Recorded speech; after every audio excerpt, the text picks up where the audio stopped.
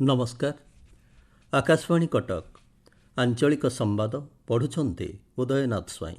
मुख्य संवाद। राज्य में खूब शीघ्र 5,90,000 योग्य हिताधिकारी बंटन कर नुआ राशन कार्ड।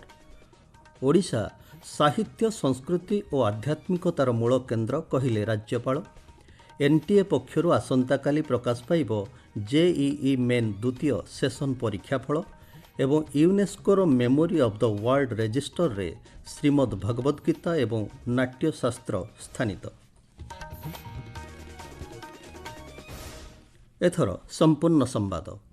राज्यर 5,90,000 हिताधिकारी खूब शीघ्र नुआ राशन कार्ड बंटन कराजिबो बोली खाद्य जोगाण मंत्री कृष्णचंद्र पात्र कहिसंते। आसंता 22 तारिख सुधा राशन कार्ड प्रस्तुत रखिबाकू विभाग पक्षर राज्यर समस्त जिल्लापालଙ୍କୁ निर्देश दिया जाइछि। जिल्लापालଙ୍କ द्वारा निर्धारित स्वतंत्र कार्यक्रम रे एही कार्डगुड़िको बंटन पाई निष्पत्ति निया जाइछि बोली मंत्री कहिसंते। नुआ रेशन कार्ड बंटा जीवो जो माने बहुत आगुर अप्लाई करथिले पाई नथिले सेटा को अबिका इनक्वारी चलीछि। तांको भितरु जो योग्य अछंती 5,90,000 सेमानकर फाइनल हेछि कार्ड दिया जीवो। माननीय मुख्यमंत्री बोधे ए भितरे धीरे धीरे भितरे समय देबे। मुझे नवेदन कर ढेंकानाल आसिकी कार्ड बांटा से ढेंकानाल बंटा हे प्लस सबू जिले में बंटा हे जिते नुआ कार्डधारी दिज्व एवं जो मैंने पाई ना गरीब लोक से भी आप्लाय करूँ। सूचनायोग्य नुआ राशन कार्ड पाइबा पई प्राय 7 लाख आवेदनकारी रहिछन्ति। अयोग्य हिताधिकारी चिन्हट पई राज्यव्यापी ई-केवाईसी प्रक्रिया जारी रही। ओडिशा भाषा साहित्य संस्कृति और आध्यात्मिकतार मूल केन्द्र बोली राज्यपाल डॉक्टर हरिबाबू कंभमपाटी कहिसंते। पुरीठारे आयोजित 3 दिनिया साहित्य महोत्सव को आज उद्घाटन कर श्री कंभमपाटी कहिसंते पुरी केवल एक भौगोलिक स्थान नुहे, यह भारतर कालजयी आध्यात्मिक एवं कलात्मक परंपरार एक जीवंत प्रतीक। एही महोत्सव भारतर सांस्कृतिक ऐतिह्य और प्रगतिशील आकांक्षार एक उत्सव। ओडिशार परंपरा ऐतिह्य संपर्क में भारत तथा अंतर्जातीय स्तरर लेखक लेखिका अवगत हेबार आवश्यकता रही बोली राज्यपाल कहिसंते।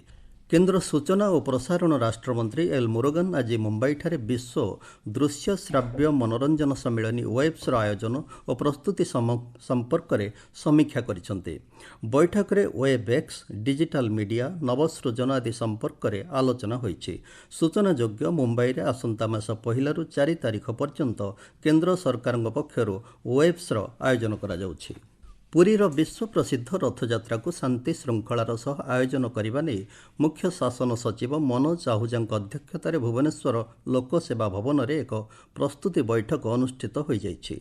रथयात्रा समय ट्राफिक परिचालना भिड़ नियंत्रण पर पुलिस मुतयन सीसीटीवी स्थापन तथा रथयात्रा परिचालन में विभिन्न विभागर सेवा प्रदान को समन्वित करने लक्ष्य स्वतंत्र नियंत्रण कक्ष पार्किंग व्यवस्था रथ निर्माण प्रस्तुति आदि व्यवस्था संपर्क में आलोचना होता। बैठक में मुख्य शासन सचिव राज्य पुलिस महानिर्देशक वाई खुरानिया और श्रीमंदिर मुख्य प्रशासक डॉक्टर अरविंद पाढ़ी प्रमुख उपस्थित थिले। राज्य में चलता विभिन्न उन्नतिमूलक प्रकल्प में जंगल जमीर चूड़ांत मंजूरी को त्वरान्वित करने लक्ष्य एक समीक्षा बैठक अनुष्ठित होईछि। भुवनेश्वर जंगल विभाग मुख्य कार्यालय में अनुष्ठित बैठक में 26टी प्रकल्पर अग्रगति समीक्षा होईछि। यह सह जंगल जमीर चूड़ांत मंजूरी दिगरे रहितिबा विभिन्न समस्या एवं समाधान संपर्क में आलोचना होईछि। बैठक में अतिरिक्त प्रधान मुख्य वन संरक्षक समेत अन्य वरिष्ठ अधिकारी उपस्थित थिले। मुख्यमंत्री अतिरिक्त मुख्य सचिव भाव कार्यरत भारतीय प्रशासनिक सेवा अधिकारी निकुंज बिहारी धल को केन्द्र संसदीय व्यापार सचिव भाव नियुक्ति मिली।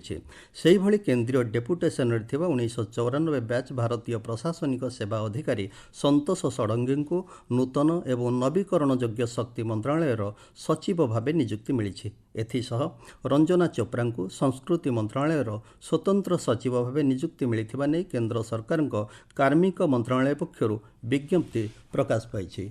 आपण माने आंचलिक संवाद शुणुचंती आकाशवाणी कटक केन्द्र। श्रीमद् भगवद गीता एवं भरत मुनि नाट्यशास्त्र यूनेस्कोर memory of the world register रे स्थान पाई। ସାମାଜିକ ଗଣମାଧ୍ୟମରେ ପ୍ରଧାନମନ୍ତ୍ରୀ ନରେନ୍ଦ୍ର ମୋଦି ଏହି ଅନ୍ତର୍ଭୁକ୍ତିକୁ ଭାରତର କାଳଜୟୀ ଜ୍ଞାନ ଏବଂ ସମୃଦ୍ଧ ସଂସ୍କୃତିର ବିଶ୍ୱସ୍ତରୀୟ ସ୍ୱୀକୃତି ବୋଲି ପ୍ରଶଂସା କରିଛନ୍ତି।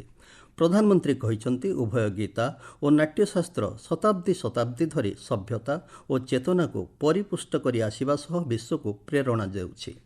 ଶ୍ରୀମଦ୍ ଭଗବଦ୍ ଗୀତା ଓ ନାଟ୍ୟଶାସ୍ତ୍ର ବିଶ୍ୱ ଚିନ୍ତନକୁ ପ୍ରେରଣା ଦେଇଛି, ପ୍ରଭାବିତ କରିଛି ଏବଂ ସମୃଦ୍ଧ କରିଛି ବୋଲି ସାମାଜିକ ଗଣମାଧ୍ୟମରେ କେନ୍ଦ୍ରମନ୍ତ୍ରୀ ଧର୍ମେନ୍ଦ୍ର ପ୍ରଧାନ କହିଛନ୍ତି। UNESCO memory of the world ସମ୍ମାନ ଆମ ପୁରାତନ ବୌଦ୍ଧିକ ଓ କଳାତ୍ମକ ଐତିହ୍ୟର ଏକ ଅତ୍ୟନ୍ତ ମୂଲ୍ୟବାନ ସ୍ୱୀକୃତି ବୋଲି ସେ ମତ ରଖିଛନ୍ତି। ଏହି ଐତିହାସିକ ସଫଳତା ସହିତ Bharat UNESCO memory of the world ରେଜିଷ୍ଟରରେ 14ଟି ସ୍ଥାନ ଅଧିକାର କରିଛି। ଆଧୁନିକ ଉଦ୍ୟାନ କୃଷି ପ୍ରଣାଳୀ, ଯନ୍ତ୍ରପାତିର ଉପଯୋଗ ଓ ଜଳବାୟୁ ଅନୁକୂଳ କୃଷି ସମ୍ବନ୍ଧରେ ଜ୍ଞାନ ଆହରଣ ପାଇଁ ରାଜ୍ୟର ବିଭିନ୍ନ ଅଞ୍ଚଳର 28 ଜଣ ଚାଷୀ ଓ ଅଧିକାରୀ ମାଲେସିଆ ଗସ୍ତରେ ଯାଉଛନ୍ତି। ଭୁବନେଶ୍ୱର କୃଷକ ଭବନରେ ଆୟୋଜିତ ଏକ ସ୍ୱତନ୍ତ୍ର କାର୍ଯ୍ୟକ୍ରମରେ କୃଷିମନ୍ତ୍ରୀ ତଥା ଉପମୁଖ୍ୟମନ୍ତ୍ରୀ କନକ ବର୍ଦ୍ଧନ ସିଂଦେଓ ମାଲେସିଆ ଗସ୍ତରେ ଯିବା ପୂର୍ବରୁ ଅଂଶଗ୍ରହଣକାରୀମାନଙ୍କୁ ଶୁଭେଚ୍ଛା ଜଣାଇବା ସହ ପାରମ୍ପରିକ କୃଷି ସହିତ ବୈଜ୍ଞାନିକ ପଦ୍ଧତି ତଥା ଯନ୍ତ୍ରପାତିର ବ୍ୟବହାର ସମ୍ପର୍କରେ ଶିକ୍ଷା ଗ୍ରହଣ ପାଇଁ ପରାମର୍ଶ ଦେଇଥିଲେ। सेठिकार क्रॉपिंग पैटर्न टाकू स्टडी करी हॉर्टिकल्चर पैटर्न टाकू स्टडी करी सेठू फेरी करी एठी कौन आमे से लाइन रे करी परिबा केमती आमे एक्सपोर्ट करी परिबा ए सबू सेठी स्टडी करी फेरिबे एवं ताकू आगू नेबा पई तांकू राज्य सरकार तरफ भी कृषि विभाग तरफ आमे सपोर्ट करू। सूचना अनुसार ओडिशा जलवायु सहनशील कृषि ପାଇଁ समन्वित जलसेचन प्रकल्प अधीन 28 जन प्रशिक्षण नेबा ପାଇଁ मालेसिया गस्तरे जाउछन्ते। ଜାତୀୟ ପରୀକ୍ଷଣ ସଂସ୍ଥା ଏନ୍ଟିଏ ପକ୍ଷରୁ ଆସନ୍ତାକାଲି ଜେଇଇ ମେନ୍ 2025 ଦ୍ୱିତୀୟ ସେସନର ପରୀକ୍ଷାଫଳ ପ୍ରକାଶ ପାଇବ। ଏନେଇ ଏନ୍ଟିଏ ପକ୍ଷରୁ ସୂଚନା ଦିଆଯାଇଛି। ପରୀକ୍ଷାଫଳ ପ୍ରକାଶ କରିବା ପୂର୍ବରୁ ଆଜି ପ୍ରଶ୍ନପତ୍ରର ଉତ୍ତର ପୁସ୍ତିକା ପ୍ରକାଶ ପାଇଛି। ଛାତ୍ରଛାତ୍ରୀଙ୍କ ପାଇଁ jee.nta.nic.inରେ ପରୀକ୍ଷାଫଳ ଉପଲବ୍ଧ ହେବ। ସୁନ୍ଦରଗଡ଼ ଜିଲ୍ଲା ଖଣିଚୋରି ମାମଲାରେ ଖଣିମନ୍ତ୍ରୀ ବିଭୂତି ଭୂଷଣ ଜେନା ଏବଂ ଜଙ୍ଗଲ ଓ ପରିବେଶ ମନ୍ତ୍ରୀ ଗଣେଶ ରାମ ସିଂ ଖୁଣ୍ଟିଆ କ୍ଷେତ୍ର ପରିଦର୍ଶନ କରି ସ୍ଥିତି ଅନୁଧ୍ୟାନ କରିଛନ୍ତି। ଏହି ମାମଲାରେ ଦୋଷୀଙ୍କ ବିରୋଧରେ କଡ଼ା କାର୍ଯ୍ୟାନୁଷ୍ଠାନ ଗ୍ରହଣ କରିଛନ୍ତି ବୋଲି ବିଭାଗୀୟ ମନ୍ତ୍ରୀ କହିଛନ୍ତି। ପୁରୀ ନୀଳାଦ୍ରି ଭକ୍ତ ନିବାସରେ ଅକ୍ଷୟ ତୃତୀୟା ନୀତି ନିର୍ଘଣ୍ଟ ନେଇ 36 ନିଯୋଗ ବୈଠକ ଅନୁଷ୍ଠିତ ହୋଇଛି। ବୈଠକରେ ନୀତିକାନ୍ତିର ସୁପରିଚାଳନା ନେଇ ଆଲୋଚନା ହୋଇଥିବା ଶ୍ରୀମନ୍ଦିର ମୁଖ୍ୟ ପ୍ରଶାସକ ଡକ୍ଟର ଅରବିନ୍ଦ ପାଢ଼ୀ ସୂଚନା ଦେଇଛନ୍ତି। ନୟାଗଡ଼ ଜିଲ୍ଲା ଓଡ଼ଗାଁ ବ୍ଲକ ସୋଲପଟ୍ଟା ପିଏମ୍ଶ୍ରୀ ସରକାରୀ ଉଚ୍ଚ ବିଦ୍ୟାଳୟର ବାର୍ଷିକ ଉତ୍ସବକୁ ବାଚସ୍ପତି ସୁରମା ପାଢ଼ୀ ଉଦ୍ଘାଟନ କରିଛନ୍ତି। ଶିଶୁର ଅନ୍ତର୍ନିହିତ ଗୁଣର ବିକାଶ ପାଇଁ ପ୍ରତିଟି ବିଦ୍ୟାଳୟରେ ବାର୍ଷିକ ଉତ୍ସବ ହେବାର ଆବଶ୍ୟକତା ରହିଛି ବୋଲି ଶ୍ରୀମତୀ ପାଢ଼ୀ କହିଛନ୍ତି। ଭଦ୍ରକ ଜିଲ୍ଲା ଚାନ୍ଦବାଲିଠାରେ ଭାରତୀୟ ଜନତା ପାର୍ଟିର ବିଧାନସଭା ସ୍ତରୀୟ କାର୍ଯ୍ୟକର୍ତ୍ତା ସମ୍ମିଳନୀ ଅନୁଷ୍ଠିତ ହୋଇଯାଇଛି। କାର୍ଯ୍ୟକ୍ରମରେ ରାଜ୍ୟ ସଭାପତି ମନମୋହନ ସାମଲ ଯୋଗଦେଇ କେନ୍ଦ୍ର ତଥା ରାଜ୍ୟବାସୀଙ୍କ ବିଭିନ୍ନ ଜନକଲ୍ୟାଣକାରୀ ଯୋଜନାକୁ ଲୋକଙ୍କ ନିକଟରେ ପହଞ୍ଚାଇବା ଦିଗରେ ପଦକ୍ଷେପ ନେବା ପାଇଁ କର୍ମୀମାନଙ୍କୁ ପରାମର୍ଶ ଦେଇଥିଲେ। ରାଜ୍ୟ ହସ୍ତତନ୍ତ ବୟନଶିଳ୍ପ ଓ ହସ୍ତଶିଳ୍ପ ବିଭାଗ ଆନୁକୂଲ୍ୟରେ ନବରଙ୍ଗପୁର ଜିଲ୍ଲା ସାନମସି ଗାଁଠାରେ ମହିଳା ବୁଣାକାରମାନଙ୍କ ପାଇଁ ଏକ ମୌଳିକ ବୟନ ତାଲିମ ଶିବିର ଅନୁଷ୍ଠିତ ହେଉଛି। ବୁଣାକାରମାନଙ୍କ ଦକ୍ଷତା ବିକାଶ କାର୍ଯ୍ୟକ୍ରମ ଅଧୀନରେ ଏହି 6 ମାସିଆ ତାଲିମ ଶିବିର ଅନୁଷ୍ଠିତ ହେଉଛି। ତାଲିମ ଅବଧି ମଧ୍ୟରେ ମହିଳାମାନଙ୍କୁ ଦୈନିକ 200 ଟଙ୍କା ଷ୍ଟାଇପେଣ୍ଡ ପ୍ରଦାନ କରାଯାଉଛି ବୋଲି ଆମ ସମ୍ବାଦଦାତା ଜଣାଇଛନ୍ତି। ସାଂସ୍କୃତିକ ଐତିହ୍ୟର ବିବିଧତା ଉପରେ ଲୋକଙ୍କୁ ସଚେତନ କରାଇବା ଉଦ୍ଦେଶ୍ୟରେ ଆଜି ବିଶ୍ୱ ଐତିହ୍ୟ ଦିବସ ପାଳନ କରାଯାଉଛି। ଚଳିତ ବର୍ଷ ଏହି ଦିବସର ବାର୍ତ୍ତା ରହିଛି ପ୍ରାକୃତିକ ବିପର୍ଯ୍ୟୟ ଓ ସଂଘର୍ଷରେ ବିପଦରେ ଥିବା ଐତିହ୍ୟ ପ୍ରସ୍ତୁତି ଏବଂ ମୁକାବିଲା। ପାଣିପାଗ ରାଜ୍ୟରେ କାଳବୈଶାଖୀ ପ୍ରଭାବରେ ଉପକୂଳ ତଥା ଆଭ୍ୟନ୍ତରୀଣ ଓଡ଼ିଶାର କିଛି ସ୍ଥାନରେ ବର୍ଷା ହୋଇଯାଇଛି। ଉତ୍ତର ଓଡ଼ିଶାର ମୟୂରଭଞ୍ଜ ଓ ଭଦ୍ରକ ଜିଲ୍ଲାର 1-2ଟି ସ୍ଥାନରେ ପ୍ରବଳ ବର୍ଷା ହୋଇଥିବାର ସୂଚନା ମିଳିଛି। ଆଞ୍ଚଳିକ ପାଣିପାଗ ବିଜ୍ଞାନ କେନ୍ଦ୍ରର ସୂଚନା ଅନୁସାରେ ଗତ 24 ଘଣ୍ଟା ମଧ୍ୟରେ ମୟୂରଭଞ୍ଜର ମୁରୁଡ଼ାଠାରେ ସର୍ବାଧିକ 100 ମିଲିମିଟର ବର୍ଷା ରେକର୍ଡ ହୋଇଛି। ଆସନ୍ତା 24 ଘଣ୍ଟା ପର୍ଯ୍ୟନ୍ତ କାଳବୈଶାଖୀର ପ୍ରଭାବ ଲାଗି ରହିବ ବୋଲି ପାଣିପାଗ କେନ୍ଦ୍ର ପୂର୍ବାନୁମାନ କରିଛି। ମୟୂରଭଞ୍ଜ, ବାଲେଶ୍ୱର ଓ ଭଦ୍ରକ ଜିଲ୍ଲାର କେତେକ ସ୍ଥାନରେ ଅତି ପ୍ରବଳ ବର୍ଷା ହେବା ନେଇ ପାଣିପାଗ କେନ୍ଦ୍ର ପକ୍ଷରୁ ସତର୍କ ସୂଚନା ଜାରି କରାଯାଇଛି। ସେହିପରି ବିଜୁଳି, ଘଡ଼ଘଡ଼ି ଓ ବର୍ଷା ନେଇ କଟକ, ଖୋର୍ଦ୍ଧା ସମେତ 18ଟି ଜିଲ୍ଲା ପାଇଁ ସତର୍କ ସୂଚନା ଜାରି କରାଯାଇଛି। ମୁଖ୍ୟ ସମ୍ବାଦ ପୁଣିଥରେ ରାଜ୍ୟରେ ଖୁବ୍ ଶୀଘ୍ର 5,90,000 ଯୋଗ୍ୟ ହିତାଧିକାରୀଙ୍କୁ ବଣ୍ଟନ କରାଯିବ ନୂଆ ରାସନ କାର୍ଡ। ଓଡ଼ିଶା ସାହିତ୍ୟ, ସଂସ୍କୃତି ଓ ଆଧ୍ୟାତ୍ମିକତାର ମୂଳ କେନ୍ଦ୍ର କହିଲେ ରାଜ୍ୟପାଳ।